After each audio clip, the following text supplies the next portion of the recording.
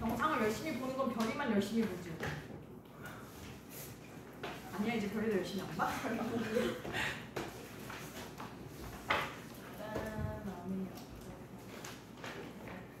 뭔가 병원에 가면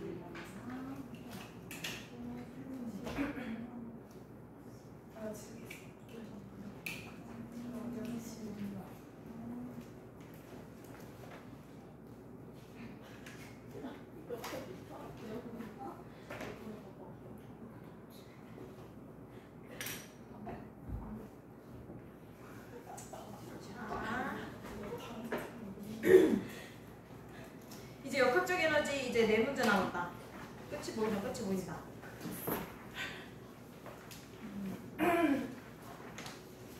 50번 하면 되죠. 50번.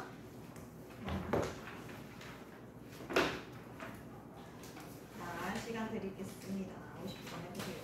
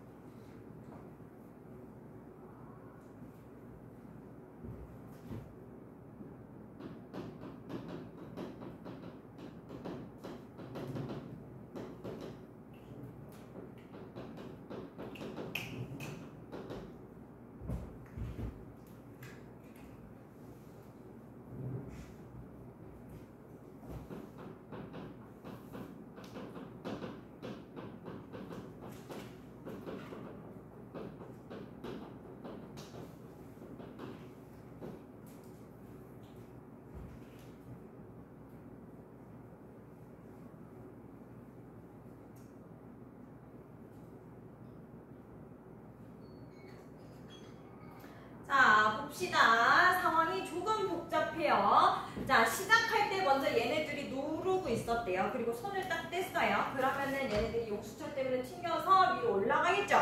위로 올라갔을 때 E는 우리가 H만큼 올라가게 되고요. 저 D1이 뭐지?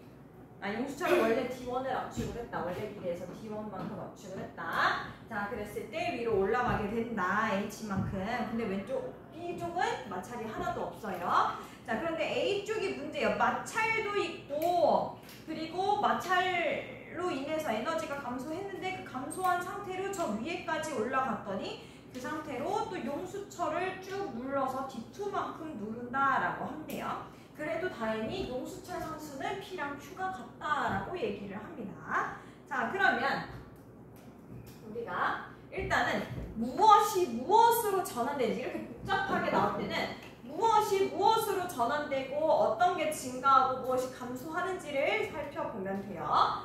자, 그러면은 처음에는 우리가 보았더니 탄성 포텐셜 에너지가 있었어.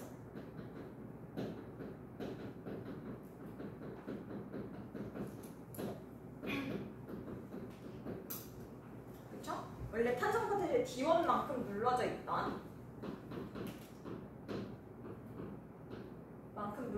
탄성 포텐셜 에너지가 있었어요. 근데 누르고 나서 이 탄성 포텐셜 에너지가 A하고 B를 움직이게 만들었지. 그러면 탄성 포텐셜 에너지가 나눠 가진 거야. 누구랑 누구랑?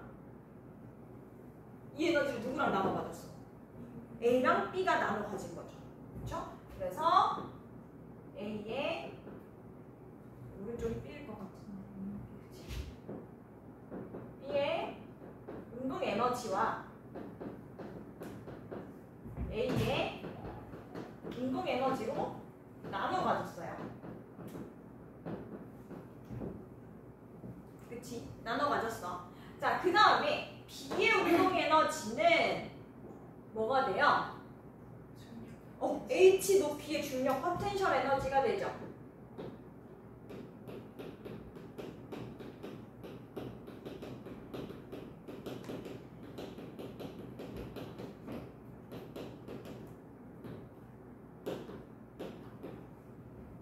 이게 그대로 이렇게 바뀌어요. 자, 그 다음에 A의 운동 에너지는 뭐가 됩니까? 일단 마찰 건너뛰고 최종적으로 우리가 뭐가 돼요? 그렇지, 탄성 포텐셜 에너지가 돼요.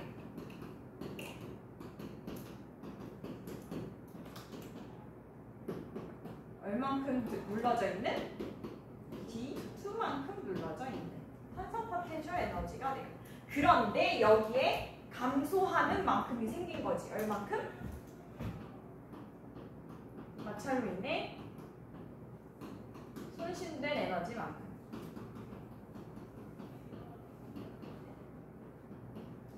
그러면 뭐랑 뭐가 같아지는지 이제 보이시죠? 그쵸? 변화된 양들이 이제 같아야 돼. 그런데 여기에서 또 힌트를 준 게 있네요. A의 중력 포텐셜 에너지 증가량은 사이에 저걸 넣었어야 됐다. 탄성 포텐셜만 있는 게 아니에요. 중력 포텐셜 내줄 수도 있었는데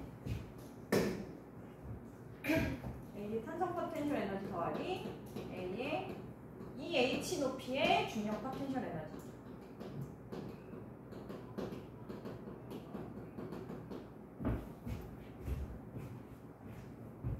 그렇죠?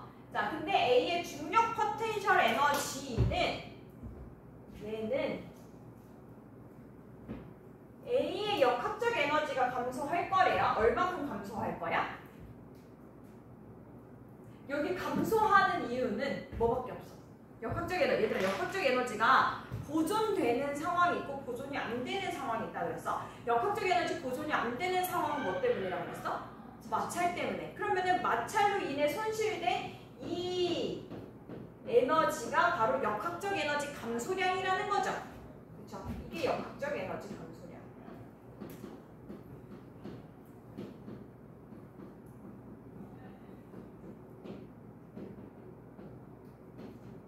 근데 이 감소량이 2배를 했을 때 중력 포텐셜 에너지의 증가량과 같다라고 얘기를 합니다. 자, 그러면 이제 우리가 다 나왔으니까 뭐 간단하게 한번 나타내 볼까요? 이거를 쭉 식으로 쓴다면 A가 아니라 이제 그냥 이렇게 우리가 화살표로 나타낸 거를 느의 형태로 이제 나타내 보려고 해. 그러면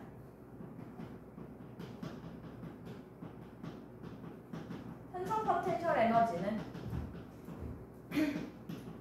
근데 여기서는 D1만큼 눌렀을 때 이거는 뭐랑 똑같다? 뭐랑 똑같아야 돼? A의 운동 에너지 에너지 더하기 B의 운동 에너지와 같아야겠죠? 그치? 이거 두 개로 나눠 가졌다 그랬잖아. 그쵸? 자, 그 다음에 B의 운동 에너지는 뭐가 돼요? B 높이 H 높이의 중력 포텐셜 에너지가 되죠? 아, 근데 A 먼저 쓰자. 내가 왜 A를 먼저 써버렸네. B 먼저 쓸까? 자, A의 운동 에너지는 뭐가 된다 그랬어? 그치? 중력 포텐셜, 탄성 포텐셜 에너지, 그리고 마찰로 인해 손실된 에너지 더해줘야 되지? 그치? 이만큼이랑 같지 않으니까 손실된 거 더 해줘야 돼요. 자, 그러면 A의 중력 포텐셜 에너지 더하기 탄성 포텐셜 에너지, 이거는 D2만큼 됐을 때 더하기, 그 다음에 마찰력에 내가 저기 빼기라고 했는데 더해야 되죠? 그치? 내가 여기 빼기라고 썼네. 더해줘야 되지? 이게 감소한 만큼이니까 여기 오면서 이만큼 감소했으니까 사실 이거를 더해줘야지 맞는 거겠죠? 자, 그러면은 마찰로 인해서 손실된 에너지 더하기 우리 B의 중력 포텐셜 에너지가 같다. 그런데 이 A의 중력 포텐셜 에너지는 마찰하는 동안의 포텐셜 에너지랑 똑같다. 그렇죠? 마찰하는 동안의 마찰하는 동안이 아니라 역학적 에너지 감소량과 똑같다 라고 얘기를 하고 있죠. 그렇죠?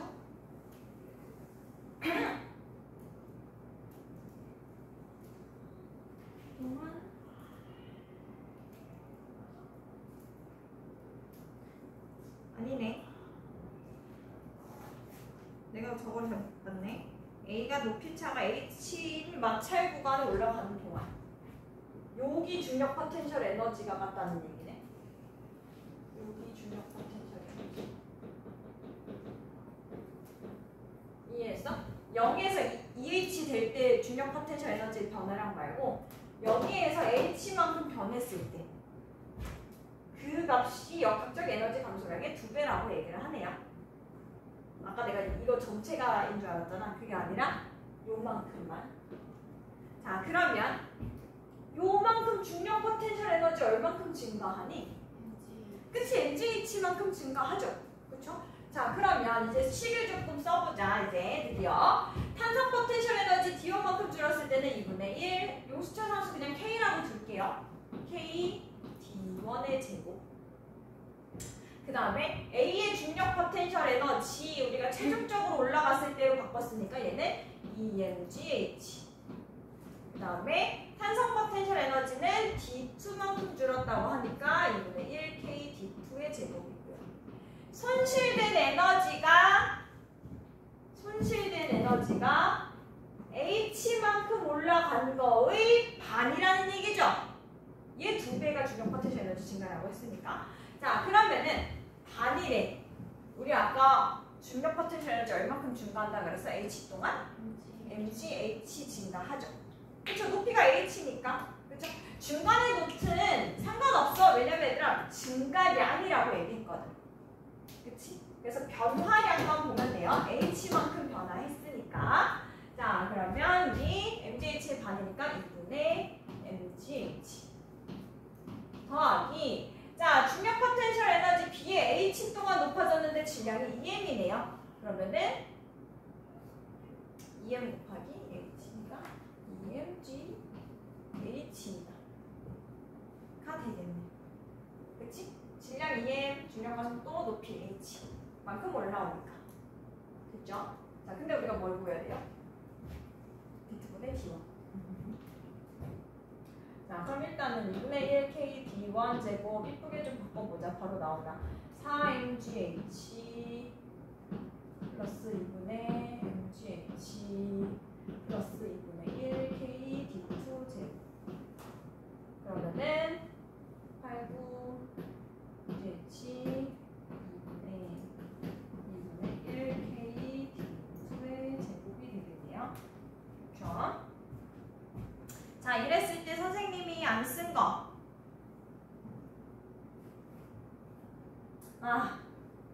이거를 쓸 수 있는데 안 썼네요. 는 하나 더 해놓고.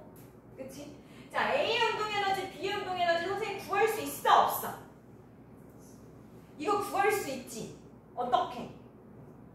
용수철 나오면 얘들아, 선생님이 이거 운동량 보존할 때 용수철 나오면은 얘네들이 둘이 원래 정지했었으니까 용수철 손 놓은 후에도 둘의 운동량이 합이 얼마야 된다 그랬어?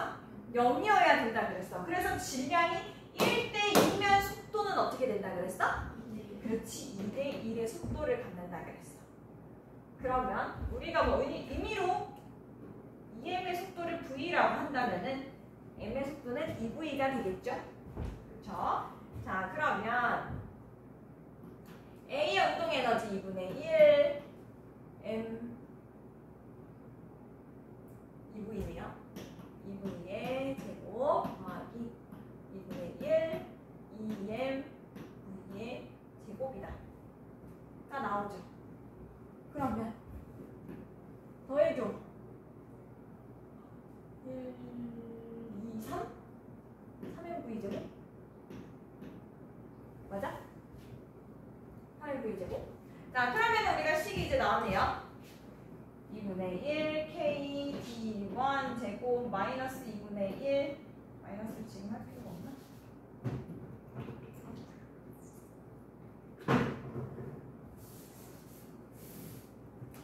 분의 1은 2분의 9 MGH 플러스 2분의 1 K D2의 제곱이다. 이거는 3M V 제곱이다. 그렇죠? 그러면은 우리가 또 나타낼 수 있는 거, 여기를 하나 더 나타낼 수 있네. 여기가 뭐였는데요? 2분의 1 2M V의 제곱, 즉 MV 제곱이 뭐가 된다? EMGH가 되네요. 그치? 그러면은 여기 있는 MV 제곱도 지워버릴 수 있네. 뭐로? 3MV 제곱을 바꿔줘.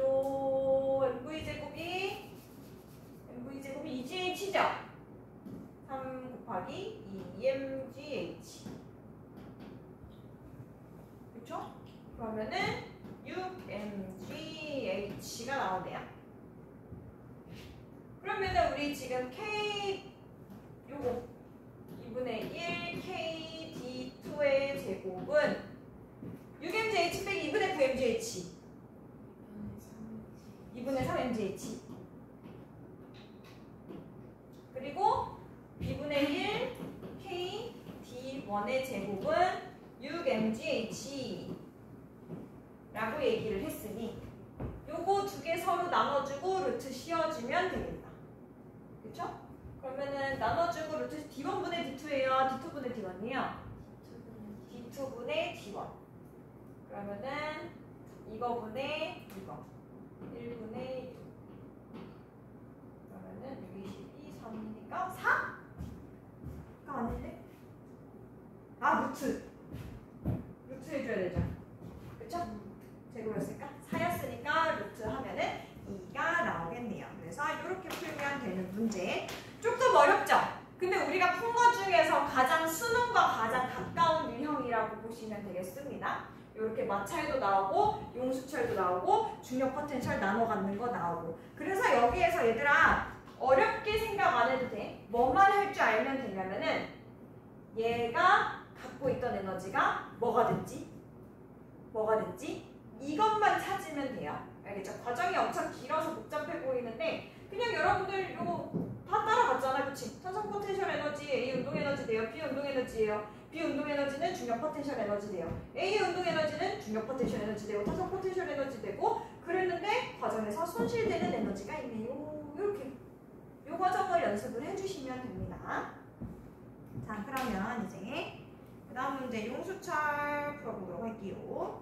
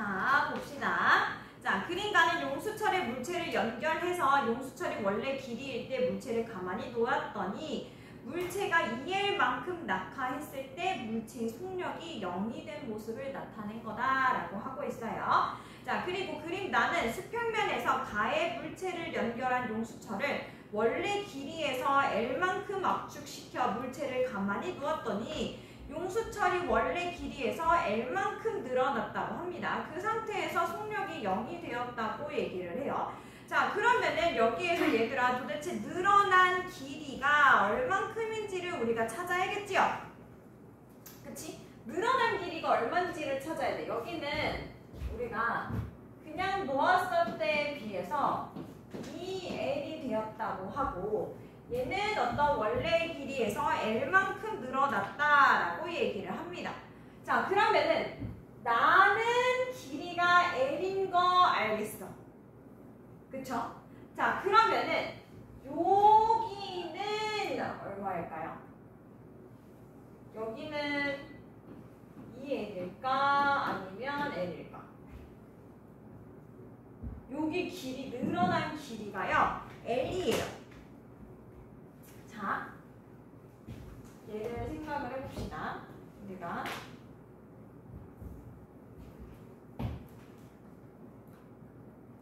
지금 이 상태로 가만히 놓았다가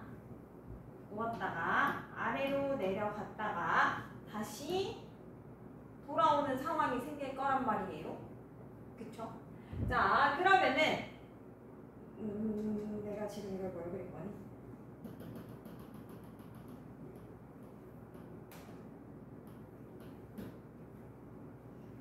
최고로 늘어나져 있는 이 상태가 됐을 때 우리가 탄소 포텐셜 에너지가 퇴제가 될 건데, 그쵸? 근데 탄소 포텐셜 에너지에서 늘어나는 게 누구 때문이에요? 지금 여기서는 중력 때문에 늘어나고 있죠. 그쵸? 자, 그러면은 우리가 뭘 얘기하고 싶냐면은 잡아당기지 않았을 때랑 안 잡아당겼을 때 가만히 놔둔 거. 이해했어? 하나는 안 잡아당긴 상태에서 그냥 정지한 상태랑, 그리고 얘를 잡아당겨서 왔다 갔다 하는데 저 맨 아래 내려왔을 때 그때의 지점을 비교를 해야 된다는 얘기예요. 됐어요? 그래서 원래의 길이라고 얘기를 했을 때 우리가 얘가 가만히 놔두었을 때 그때의 기준으로 우리가 늘어난 길이를 가지고서는 왔다 갔다 왕복 운동을 하기 때문에, 봐봐, 얘네들이 우리가 늘어나면은 늘어난 길이만큼 우리가 다시 위로 올라오겠죠. 그쵸? 그래서 기준이 되는 지점이 내가 놓고 늘어나서 가만히 있었을 때, 그때를 기준으로 해서 왔다 갔다 하는 거예요. 그러다 보니까 여기가 길이가 2L이 아닌 이거의 반인 L이 되는 거예요. 됐어요? 왜냐면 얘가 얘를 여기서부터 떨어뜨린 거잖아. 그러면은 떨어뜨렸으니까 거기서부터 왔다 갔다 하겠지. 이해됐어요? 자, 그래서 여기가 L이다. 그러면 늘어난 길이 둘 다 어때요? 똑같네. 그쵸? 그러니까 속도도 어떻게 됐어? 그렇지, 똑같겠네요. 자, 이제 전기력도 네 문제 남았었죠. 9번 하면 되죠. 9번. 맞아.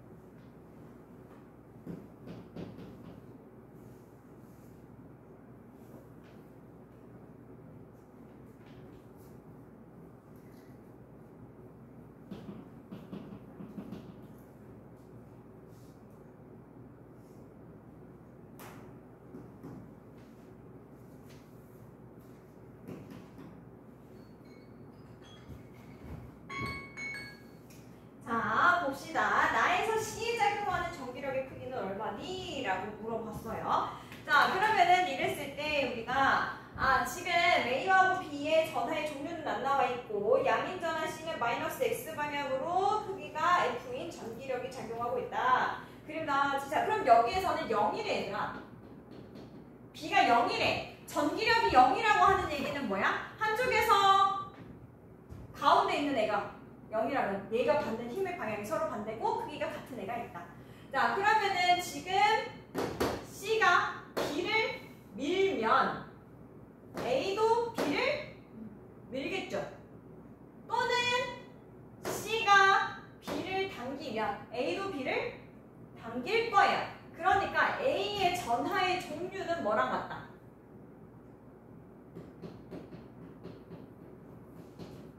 A의 전하 종류는 뭐랑 같아야 돼? 그치, C랑 같아야 돼. 그럼 얘는 뭐예요? 플러스여야 되겠네.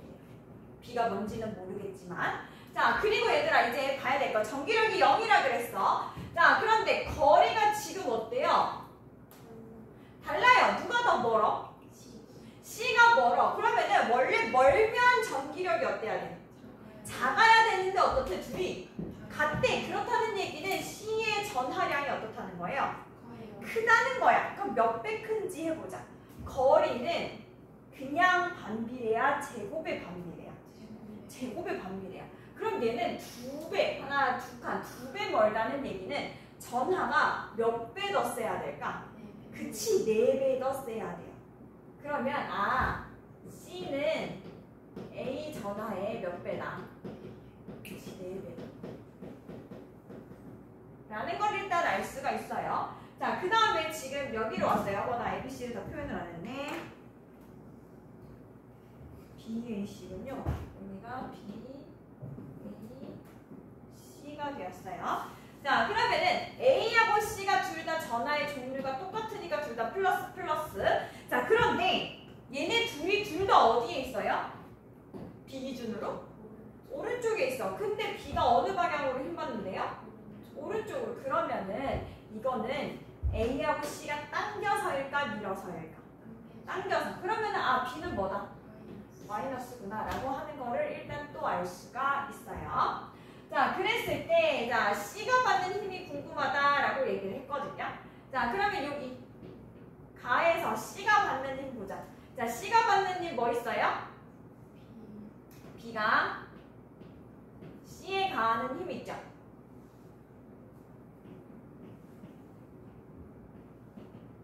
이거 더하기 뭐 해야 돼? A가 C에 가하는 힘.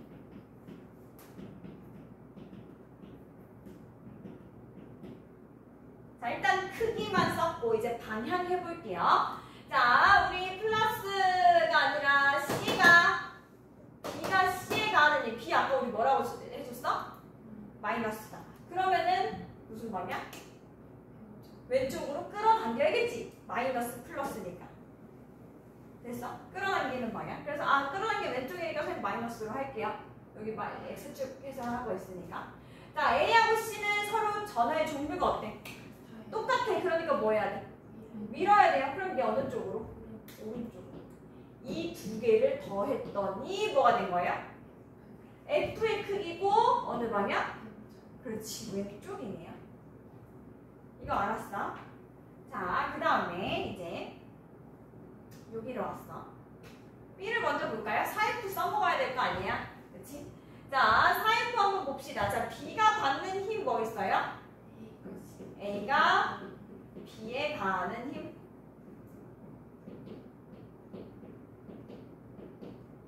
그쵸? 자, 그 다음에 또 뭐가 있어요? C가 B에 가하는 힘 있어요. 이거 두 개 더하면 되죠?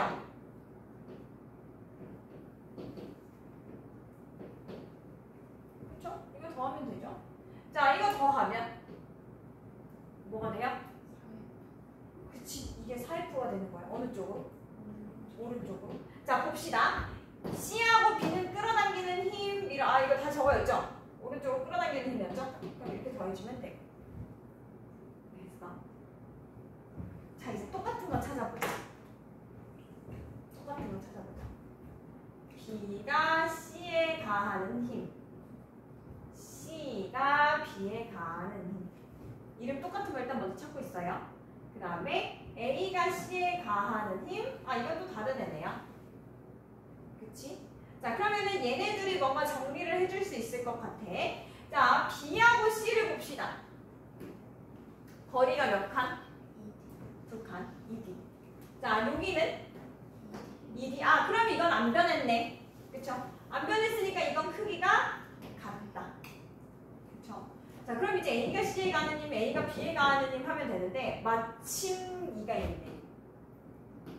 얘가 전기력이 얼마나 그랬어요? 0이다라고 했어. 얘가 받는 힘 뭐가 있어요? A가 B에 가는 힘. 자, 이제 어느 방향인지 알겠다. 어느 쪽? 왼쪽 끌어당겨야 되니까. 그쵸? 우리 A 마이너스였죠? 아, 플러스였죠? 그리고 B 마이너스니까 왼쪽. 더하기 C가 B에 가는 힘. 이게 뭐다? 플러스는 얼마? 0. 그쵸? 그럼 여기 있네. A가 B에 가하는 힘은 뭐랑 같아야 돼요? 네, 이거 C가 B, 맞죠? C가 B에 가는 힘. C가 B에 가하는 힘이랑 똑같네. 그치? 진짜 똑같아? 자, 여기 A가 B에 가는 힘 거리를 보세요. 몇 칸? 한 칸. 여기도 한 칸. 그러면 똑같이 해도 되네. 전하의 종류가 바뀌지 않으니까. 그쵸? 자, 그러면은, 이거 똑같네. 그러면은 결국에는 뭐가 4F예요? 그치? C가 B에 가는 힘의 2배가 4F다라고 하는 거 일단 나왔어요. 자, 그럼 이런 상태를 알고 C를 이제 드디어 C를 해봅시다. 자, 그럼 C가 받는 힘 뭐 있어요? 그치? A가 C에 작용하는 힘. 그렇지? B가 C에 작용하는 힘이 있네요.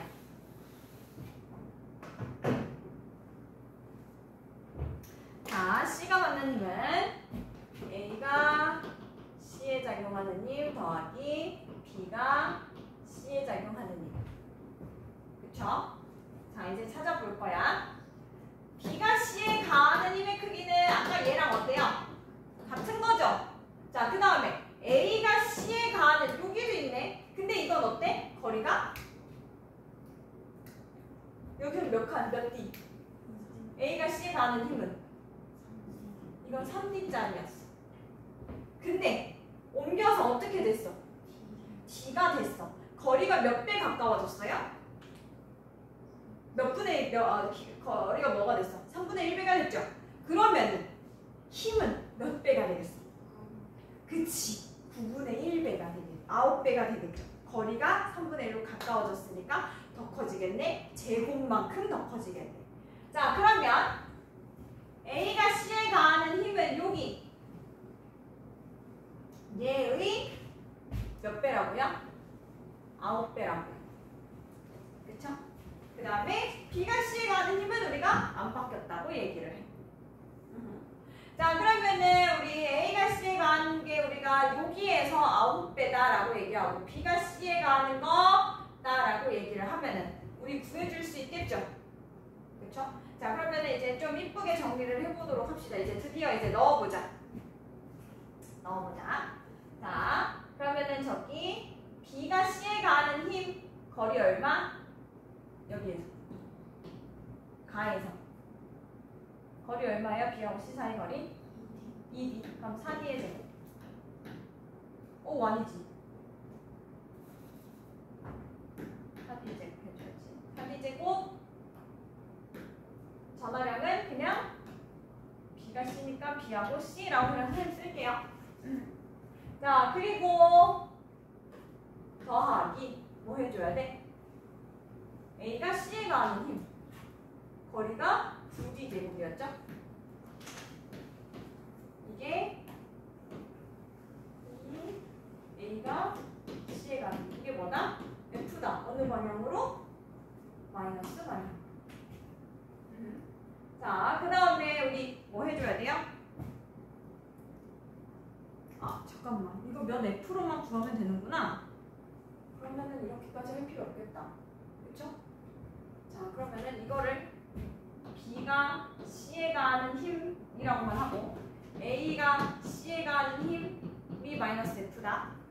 그치? 자, 그러면은 여기는 요거 B는 4F 나오게 하려면은 그치? A가 우리 아까 EF 2가 C가 B에 가하는 힘 두 개가 4F. 그쵸? 나 여기 마이너스 붙여놨네. 그쵸? 자, 그 다음에 하나 더 안 해도 되나? 하나도 안 해도 되겠다. 그러면 이거 BC나 CB나 똑같죠? 그러면은 EF 넣으면은 AC는 얼마? F. 근데 우리가 알고 싶은 거는 C는 A가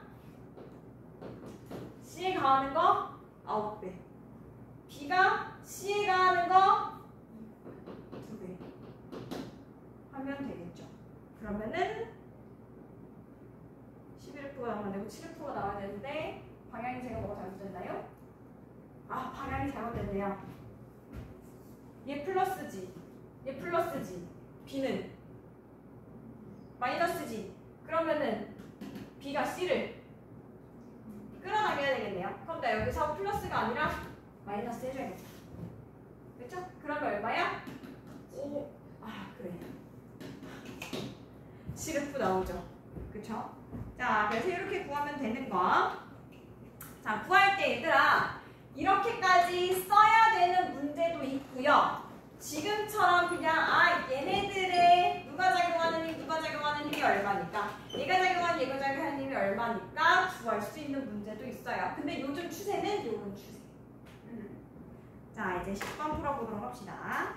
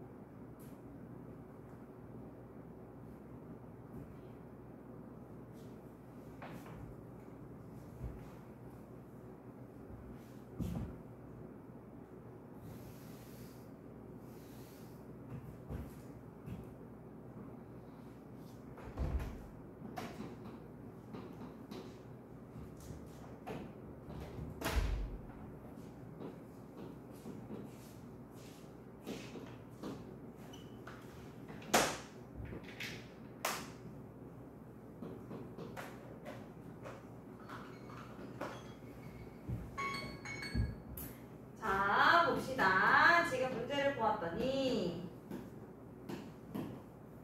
가나 점전화 ABC초에 고정을 시켰고 C는 양전화이고 C에 작용하는 전기력의 방향은 오른쪽 플러스 X 방향이고 자 B에 작용하는 전기력의 방향은 가에서와 나에서가 서로 반대다라고만 얘기를 하고 있습니다. 자 그러면은 지금 이 플러스인 애가 오른쪽으로 밀기 위해서는 A가 전하가 되게 크거나 아니면은 B도 뭐인 거야?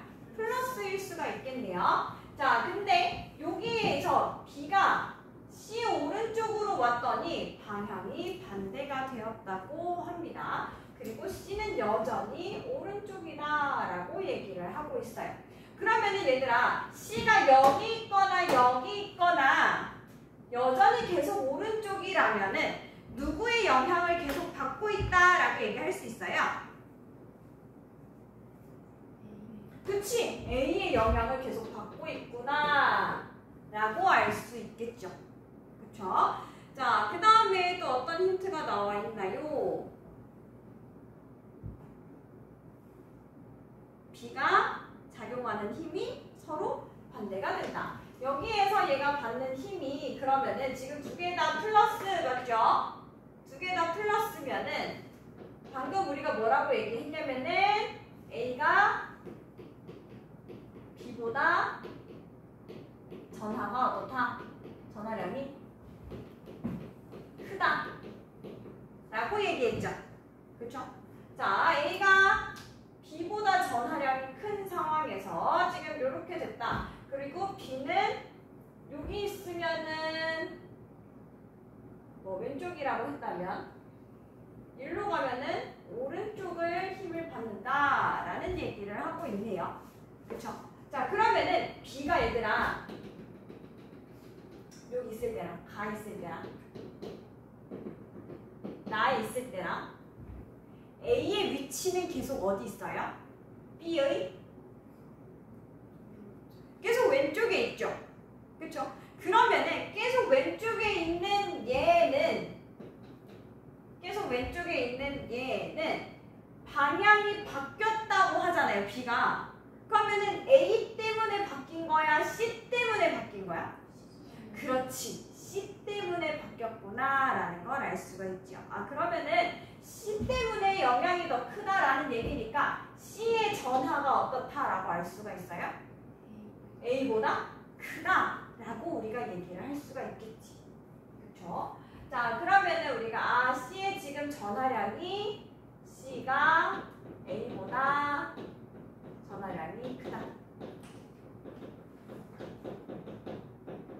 라고 얘기를 했어요.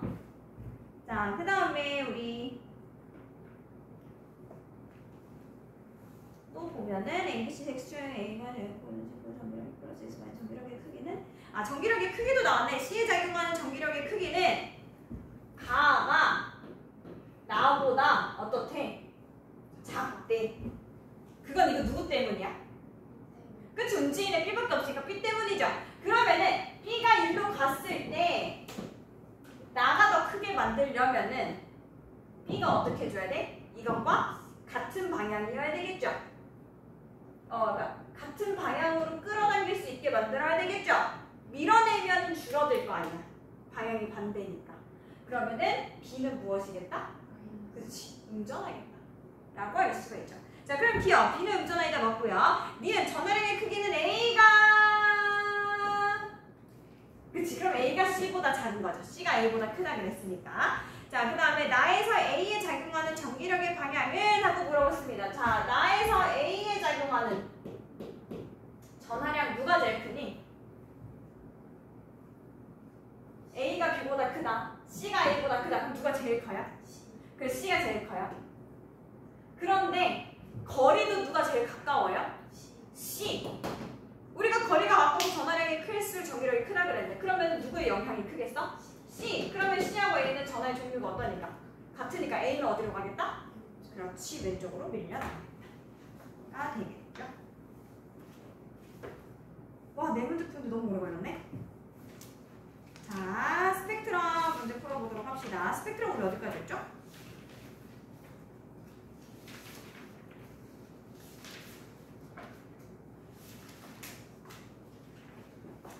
스펙트럼 15번 했니? 우리 서연이 몇 번까지 했니? 17번부터 하면 돼? 맞아? 자, 그럼 17번, 18번, 19번 1분, 1분, 1분 3분이면 세 문제 다 풀 수 있겠죠? 그렇죠? 다 푼 사람들은 앞에 전기력, 역학적 에너지 좀 더 푸시고요.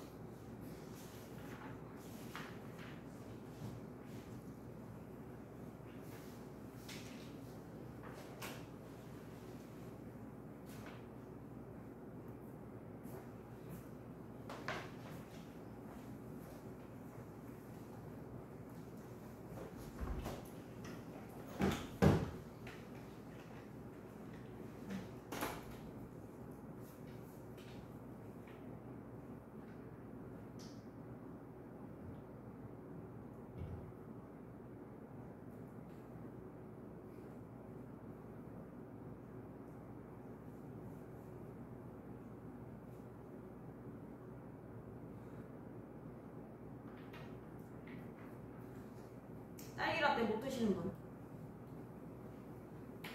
그죠?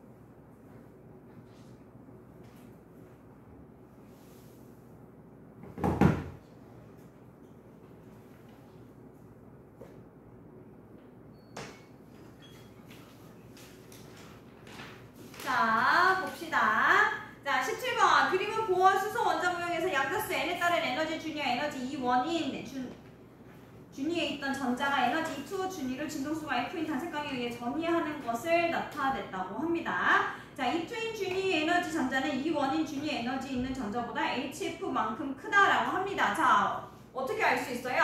우리 방출하는 에너지의 크기는 플랑크 상수 곱하기 진동수라고 얘기했죠. 근데 마침 우리가 여기에서 방출되는 진동수가 뭐라고 그랬어? F라고 했으니까 HF만큼 커진다라고 대답을 할 수가 있고요.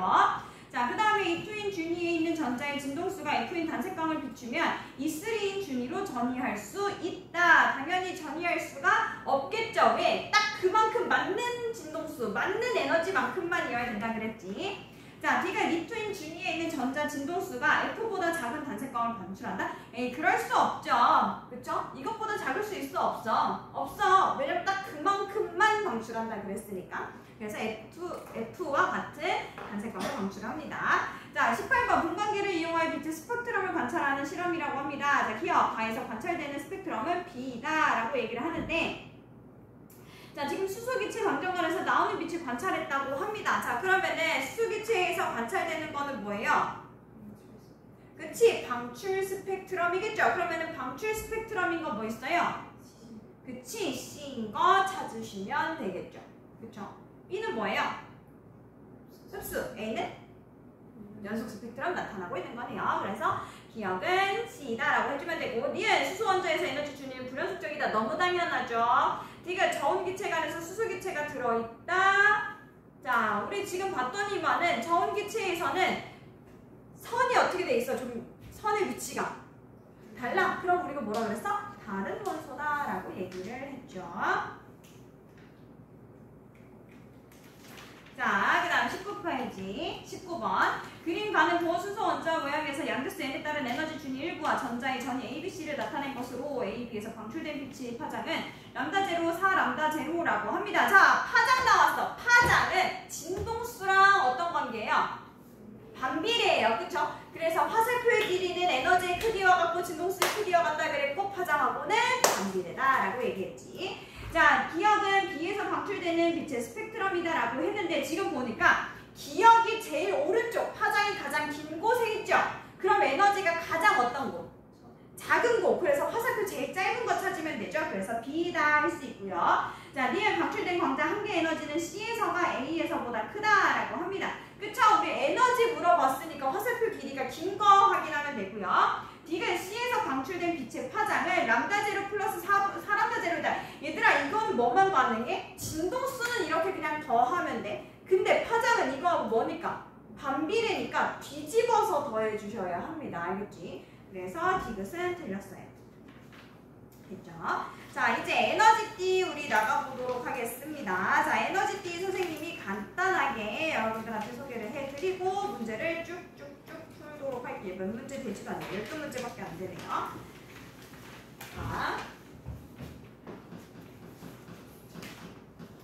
자, 에너지 띠라고 하는 것은 뭐라고 얘기하냐면은 고체 상태일 때만 우리가 나타날 수 있는 거다라고 얘기를 했어. 왜냐하면은 우리가 원자에서 전자가 이 궤도에 해당하는 에너지를 갖기 위해선 우리가 에너지 준위라고 하는 것을 갖게 되는데, 이 에너지 준위는 어떻게 존재를 한다? 불연속적으로 존재를 한다라고 얘기를 했죠. 그래서 우리가 방금 했던 것처럼 이 사이 값의 진동수를 가지는 에너지를 방출하거나 흡수하거나 할 수 있다 그랬어? 없다 그랬어? 없다 그랬어. 그 얘기는 여기 있을 수 없다라는 얘기가 되겠습니다. 자, 그래서 여기도 그렇고 이 다음 똑질도 그렇고 이렇게 반복적인데, 이게 고체 상태로 존재를 한다면 얘네들이 연속적으로 존재하는 띠의 형태를 갖게 된다라고 얘기를 했습니다. 그래서 우리가 이 에너지 준위들이 연속적으로 나타나고 있는 이곳을 에너지 띠라고 얘기를 하게 되고, 그럼 얘들아, 에너지 준위가 여기는 연속적으로 나타난다라고 얘기를 했잖아요. 그러면은 선생님이 띠를 이렇게 그렸어. 띠를 이렇게 그렸어. 여기는 에너지 준위들의 모임, 여기 에너지 준위들의 모임. 그래서 에너지 띠, 에너지 띠. 여기를 뭐라고 했었죠? 띠 간격이라고 얘기했었죠. 띠 간격에서는 우리가 이 에너지 준위와 준위 사이의 값이랑 똑같은 개념이야. 그러니까 이 값의 에너지를 가질 수 있어? 없어? 없다라고 얘기를 했어요. 그러면 얘들아, 여기 사이에 있는 에너지 값들을 가질 수 있을까? 없을까? 있어요. 그러면 요 위치에 있는 에너지와 요 위치에 있는 에너지는 같을까? 다를까? 다르겠죠.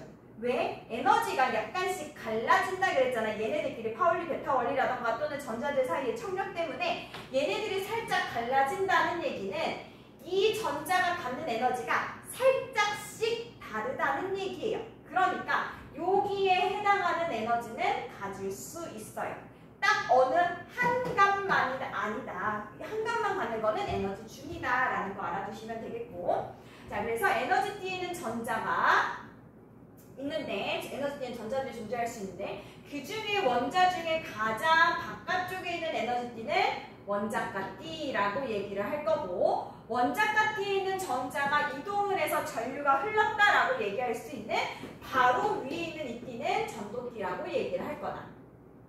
얘기했어요. 그쵸? 자, 그리고 이 띠간격을 가지고서는 우리가 도체, 절연체, 반도체 구할 수가 있는데, 절연체는 띠간격이 어떻고? 넓고, 도체는 어떻게 되어 있고?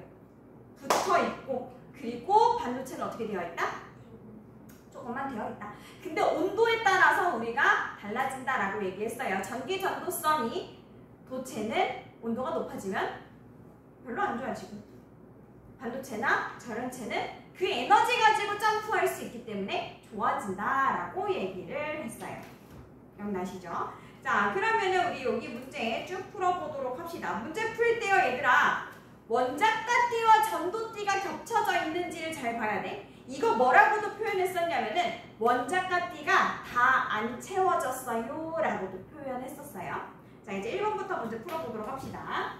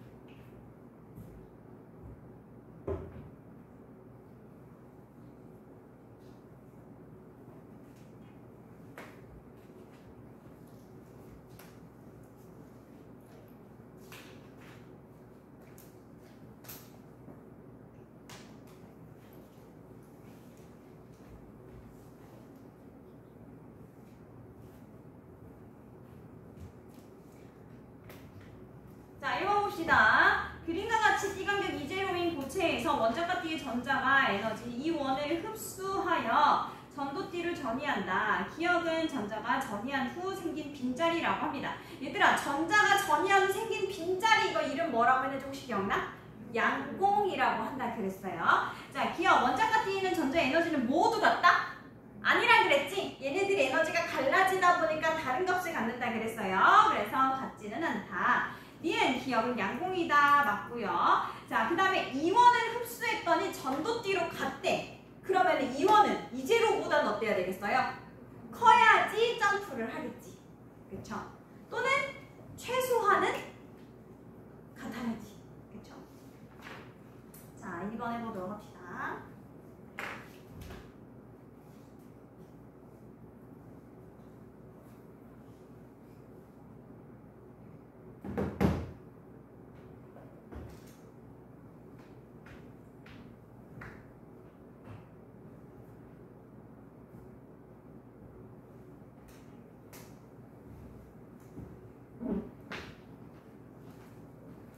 측정하고 꼭 넘어가세요.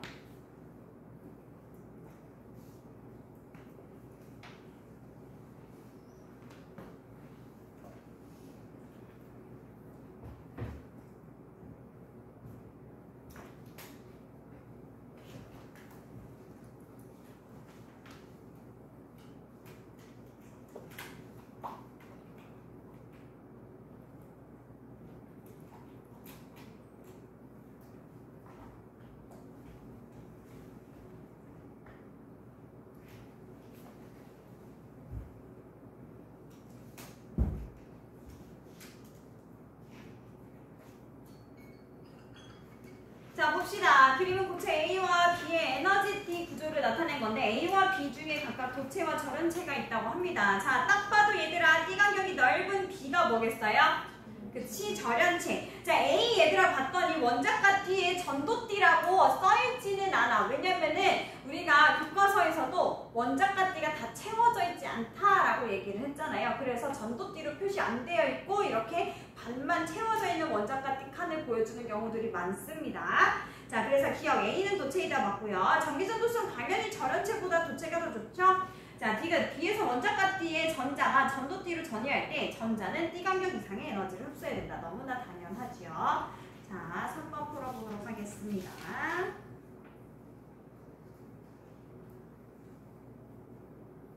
여기는 1분 30초씩만 들어도 되죠? 2분 안 들어도 되죠?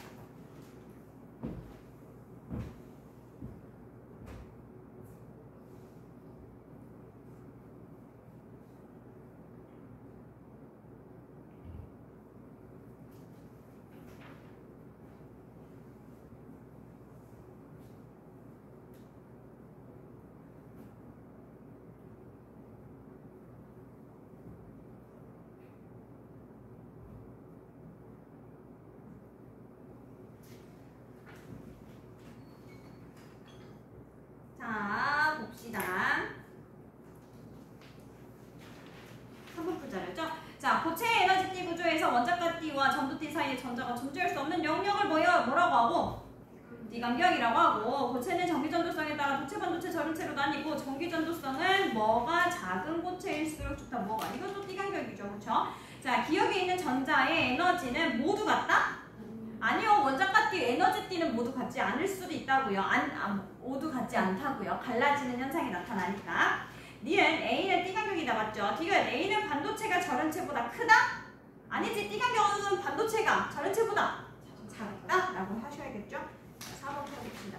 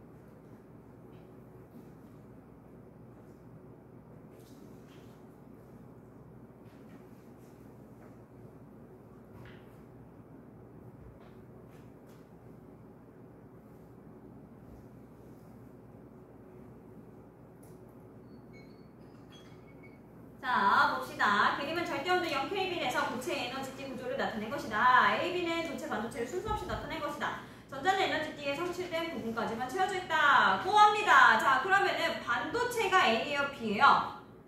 B죠? 전도띠에서 간격 있는 건 B니까. 그래서 기억 A는 도체이다 맞고요. 자, 니은 B에서 에너지가 3.52인 전자가 존재할 수 있겠어, 없겠어? 3.52는 딱 마침 뭐예요? 띠간격에 해당하는 에너지죠. 그쵸? 그래서 가질 수 없고요. 자, 디귿 B에서 원자과 D에 있는 전자가 전도띠로 전이하기 위해서 흡수해야 되는 에너지의 최소값은 얼마여야 될까? 요 사이에 딱 간격만큼. 그게 최소값이 될 겁니다. 그래서 4번 답 기억 디귿이고요. 5번 풀어보도록 합시다.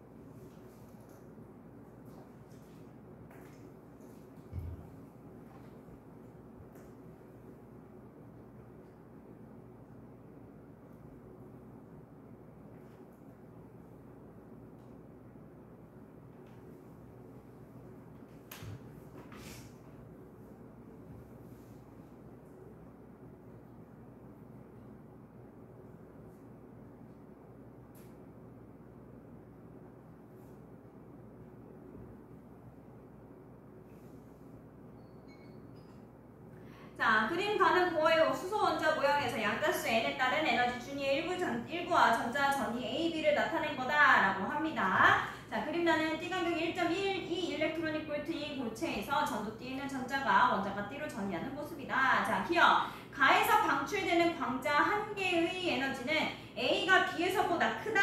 자, 화살표, 이건 화살표 길이 그냥 보면 되지? 앞에 저거 스펙트럼이랑 합쳐진 문제죠. 그래서 A가 더 작다라고 하셔야 되겠고요. 자, 니은 나에서 원자가 띠는 전자의 에너지 준위는 모두 같다고. 이거 계속 나오네. 모두 같지 않다고요. 그렇죠? 자, 디귿 가의 A에서 방출되는 빛의 진동수는 나에서 방출되는 빛의 진동수 최소값보다 작다라고 합니다. 자, 이거 어떻게 구해줘야 되겠어요? 1.51에서 0.85 빼면은 몇 일렉트론 볼트니 1.51에서 0.85 빼면은 어쨌든 1.12보다는 어쩔 거야?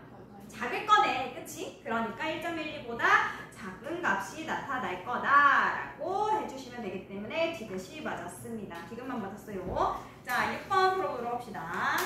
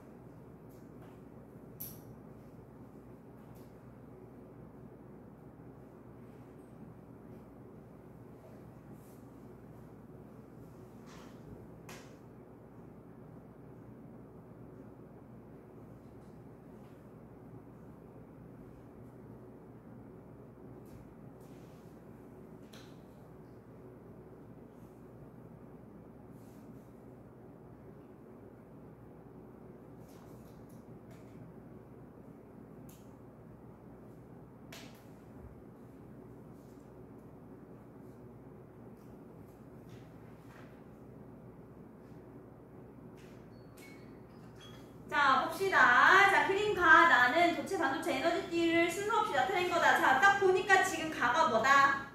반도체이다. 나는 도체이다. 기억. 가에서 원자과 띠의 전자가 전도띠로 전이하려면 띠간격 이상의 에너지를 얻어야 된다. 너무 당연하죠. 자, 니은 가에서 전자가 원자과 띠에서 전도띠로 전이하면 양공이 생긴다. 그쵸? 전자가 이동하고 난 빈자리가 양공이라고 했으니까 양공이 원자과 띠에 생겨요.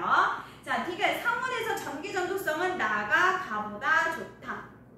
상문에서. 자, 상문이라고 하는 얘기는 얘한테 열 아직 가지 않은 상태. 그때는 우리가 나가, 도체가 반도체보다 더 좋다라고 하면 되겠습니다. 상문이라고 하는 건 그냥 우리 일상생활 얘기하고 있는 거잖아요. 그래서 더 좋다 보면 돼요. 자, 200이란다. 7번 풀어보도록 합시다.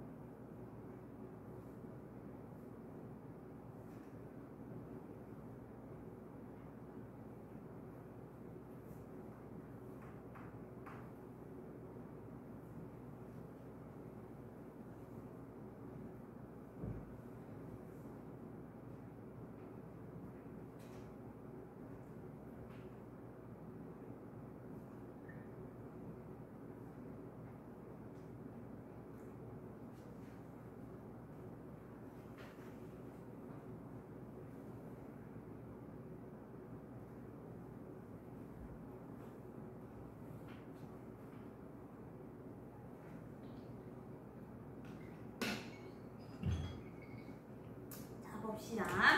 자, 그림 가. 다는 도체, 반도체, 전원체, 에너지띠 구조를 순서 없이 나타낸 것이다. 색칠한 부분은 에너지띠 전자가 차 있는 것을 나타낸대요. 자, 그러니까 우리가 띠 간격이 제일 넓은 나는 뭐일 거고, 전원체일 거고, 다는 반도체일 거고, 가는 도체가 되겠네요.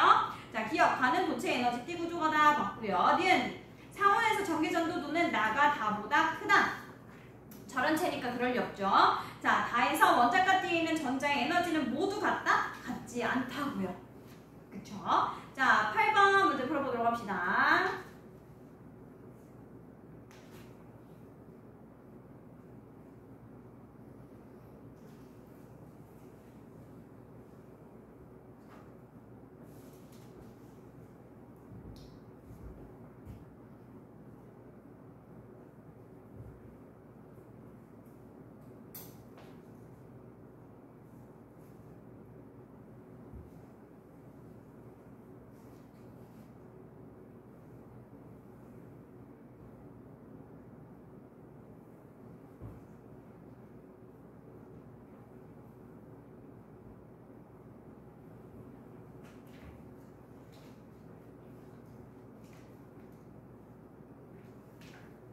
뒤에 문제까지 좀 풀고 계세요.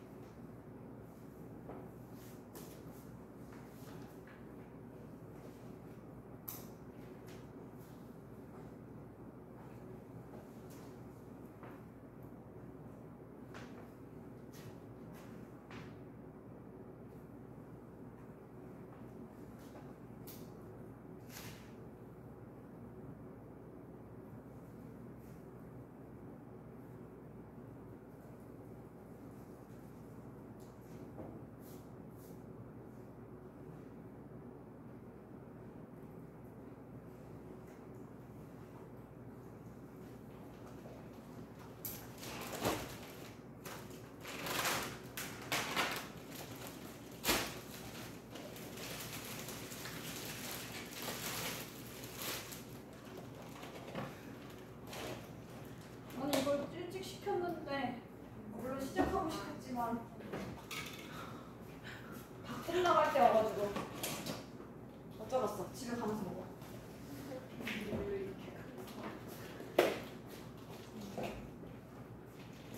그러니까 뭔가 지금 컵도 보니까 뭔가 컵도 없었었던 것 같아. 그치?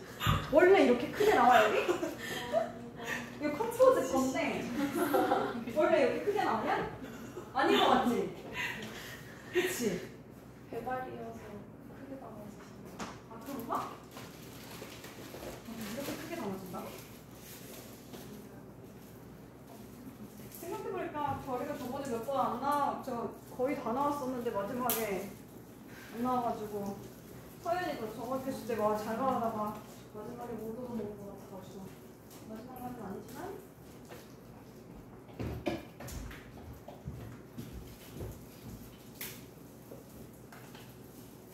모의고사도 잘 보고 내신도 잘 보라는 뇌물이에요. 이렇게 먹은 만큼 해라. 70점. 71점. 70점 이상 맞아야지. 9시까지 열심히 하는데. 자, 우리 몇 번 할 차례였죠? 8번? 맞아? 8번 할 차례야? 네. 자, 봅시다. 그림은 절대없는 영필빈에서 고체 ABCD 에너지 구조를 나타낸 것이다. ABCD 각각 고체와 도체, 저열체 중에 하나이고 있다고 합니다. 자, 그러면 A는 뭐고? 도체고. 얘들아, 저 위에 띄워져 있는 거 그거 낚이지 마. 알겠지? 겹쳐져 있는 그 부분만, 하얀색이 어떻게 되어 있나 이런 것만 보면 돼. 그래서 A가 도체고 B가 반도체고 C가 절연체입니다. 자, 그래서 상온에서 전기전도성은 당연히 우리가 절연체가 도체보다 좋다? 그럴 리가 없죠. 그렇죠? B 또는 C가 A가 반도체보다, 절연체보다, BC보다 더 좋다라고 해주면 되겠죠? B는 온도가 높을수록 양봉의 수가 증가한다. 얘들아, 양봉의 수가 증가한다는 얘기가 뭐야? 그치, 전기전도성이 좋니? 라는 얘기를 하고 있는 거죠. 맞아요. B는 온도가 높을수록, 반도체는 온도가 높을수록 전기전도성이 좋아요. 자, D가 C에서 원자가 떼이는 전자의 에너지는 모두 같다? 아니라고. 자, 9번 풀어보도록 합시다.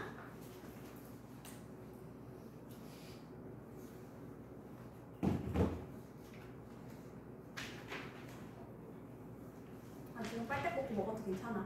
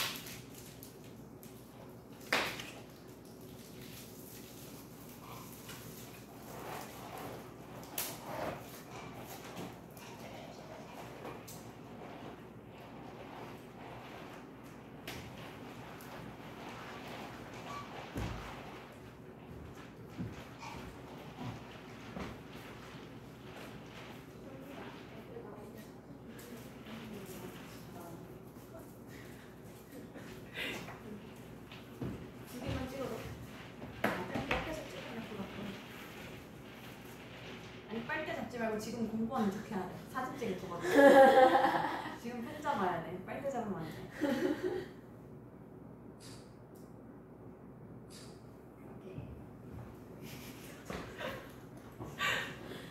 이제 빨대 잡아도 돼.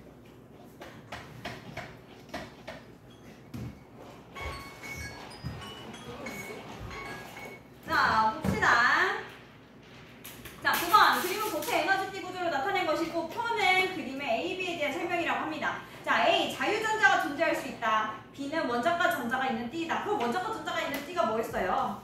원자과 띠겠지. A. 자유전자가 존재할 수 있는 띠는 뭐 있어? 전도띠겠지. 자, 기억. B의 전자들의 에너지 둔위는 모두 같다. 아니라고. 갈라져 있다고. 자, 니은 띠틈은 띠 간격과 같은 말이에요. 이거 띠틈 아마 옛날 문제여서 여보 2016년이잖아. 띠 간격은 전자가 존재할 수 없는 영역이다. 맞아요. 존재할 수 없는 영역이죠. 자, B의 전자가 A로 전이하면 B에 양봉이 생긴다. 그쵸? B 지금 원자과 띠였으니까 B에 있는 게 전도띠로 가면은 양봉이 생깁니다. 자, 10번 문제 풀어보도록 할게요.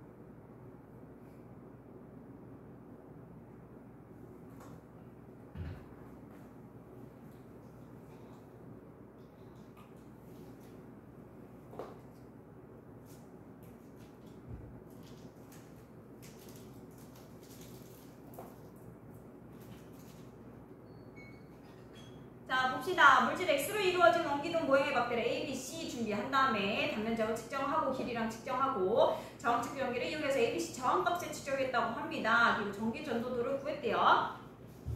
자, 저항은 얘들아 길이가 길면 저항이 커져요. 정확하게 얘기하면 비저항이 커집니다. 그리고 두께가 얇으면 얇을수록 비저항이 커져요. 자, 그랬을 때 우리가 기억은 50보다 크다라고 얘기를 하는데 지금 전기 전도도는 잘 모르겠고 똑같은 물질로 이루어져 있네요. 근데 길이가 지금 가장 긴 게 A와 B, 단면적이 좁은 게 A가 제일 좁네요. 그러면은 단면적도 좁고 길이도 길어. 그럼 저항이 어떻게 했어? 크겠네요. 그럼 전기 전도도도 낮겠네요. 그래서 기억은 50보다 크다가 되겠습니다. 니은, 디귿은 니은보다 크다라고 하는데 자, 길이가 B가 더 긴데 단면적은 둘이 똑같은데 저항은 또 B가 더 크네요. 맞죠? 그쵸? 저항은 또 B가 더 크네요. 자, 그러면은 디귿은 니은하고 어떻게 되겠어요? 저항도 답이 이상한 것 같은데? 저항이 작고 길이가 짧은데 그럼 C가 당연히 크겠죠? 그쵸? 디귿이 니은보다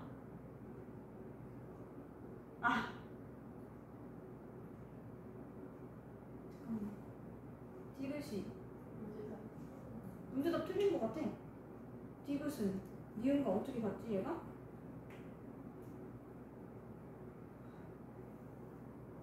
같을 수가 없어. 그죠? 전기 전도도는 똑같을 수가 없지.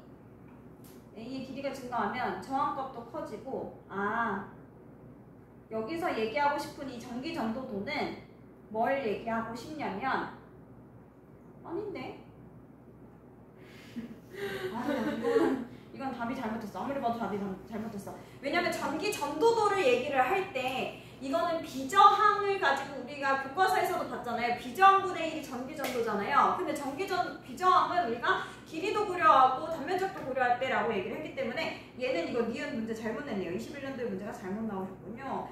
디귿은 니은보다 큰 거 맞아요. 자, 전기 전도도가 C가 더 좋습니다. 길이가 더 짧고 저항도 작으니까요. 자, A의 길이가 증가하면 A의 전기 전도도는 변하지 않는다.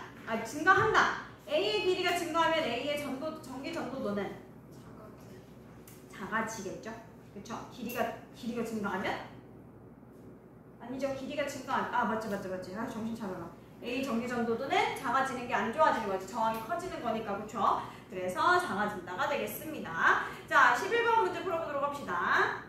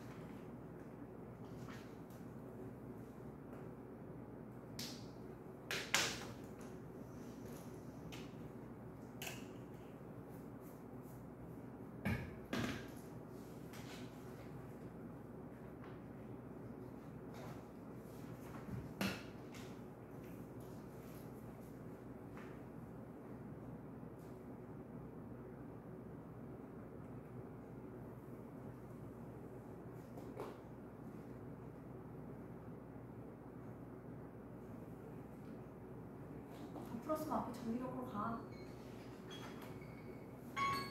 자, 봅시다. 그림 바다는 절대온도 0켈빈에서 도체와 반도체 에너지띠 구조를 순서 없이 나타낸 것으로 에너지띠의 색칠된 부분까지 전체가 채워져 있다고 합니다. 그러니까 나는 도체가 되겠고 가는 뭐가 되겠어요? 반도체가 되겠죠. 그치? 나는 지금 다 채워져 있는 게 딱 붙어져 있으니까 안 채워진 거랑. 기억, 가는 반도체의 에너지띠 구조이다. 맞고요. 니은, 나에서 전자들의 에너지는 모두 같다? 아니라고. 그쵸? 자, 디귿. 기억이 큰 물질일수록 산후문에서 전기전도도가 크다? 아니죠. 전기전도도가 작다. 크면 클수록 뭐야? 절연체에 가까워지는 거죠? 그래서 작다. 12번 풀어보도록 합시다.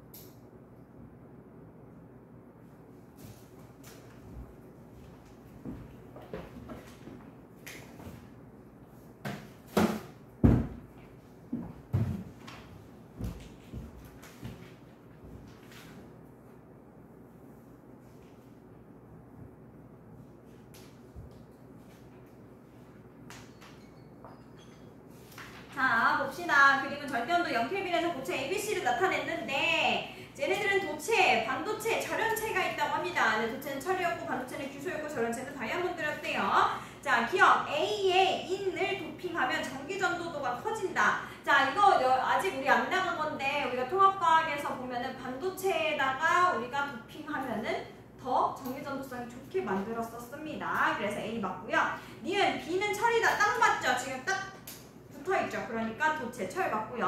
D가 상온에서 전기전도도는 A가 C보다 크다. 그쵸? A가 반도체니까 절연체보다 당연히 크겠네요.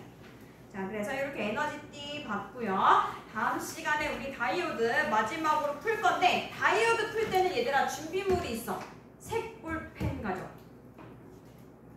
다이오드 풀 때는 빨간색 니네 많이 저 채점할 때 쓰는 거 말고 그냥 아무 다른 색, 뭐 형광펜도 괜찮아. 왜냐면 다이오드 풀 때는 회로야. 이게 이런 걸 우리가 회로라고 얘기해. 연결되어 이게 뭐 건전지 연결되어 있고 이런 거 회로라고 하는데 여기에 전류가 흐르는지 안 흐르는지 보려면은 작년에도 니네 회로 나온 걸로 알고 있는데, 그치?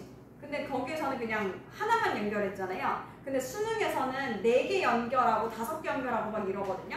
그러면 이게 복잡하니까 연결되어 있는 거를 찾아야 돼. 근데 지금은 우리가 수능날은 샤프로밖에 못 쓰지만 지금은 우리가 연습으로 먼저 해봐야 되니까 다음 시간에는 형광펜을 갖고 오든 아니면은 뭐 색볼펜을 갖고 오든 하세요.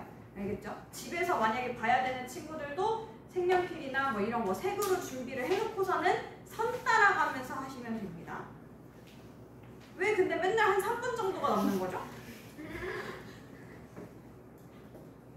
3분이 다 쌓였으면 지금 벌써 30분이 됐을 거야. 그러면 문제를 한 몇 문제를 못 풀었을 것 같은데.